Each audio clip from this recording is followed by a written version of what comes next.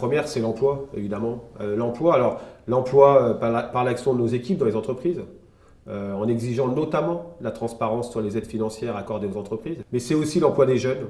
On voit bien qu'il y a une situation dramatique sur le sujet et qu'il faut, au-delà de la garantie jeune que nous avons obtenue pour des jeunes, à la fois avec un accompagnement et une allocation en même temps, il faut encore faire plus en termes d'apprentissage, mais aussi en termes d'accueil des jeunes dans les entreprises. Donc là, il y a une vraie mobilisation qu'il faut mener, que la CFDT doit mener.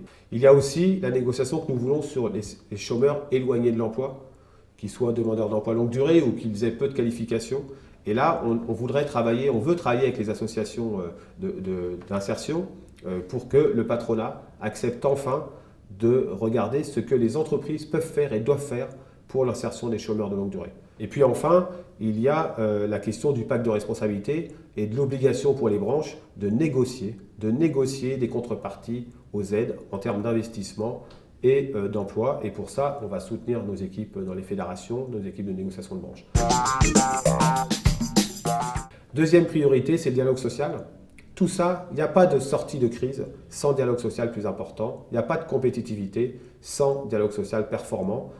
Et donc, il faut qu'on progresse sur la qualité du dialogue social et sur la représentation pour tous les salariés. Puis, troisième priorité de cette rentrée, c'est les fonctions publiques. C'est la situation dans les fonctions publiques avec un format lettre des fonctionnaires et des agents parce qu'ils ne sont pas associés aux réformes, parce qu'il y a un problème de sens au travail, parce qu'il y a un problème aussi de reconnaissance, notamment à travers le gel de points d'indice.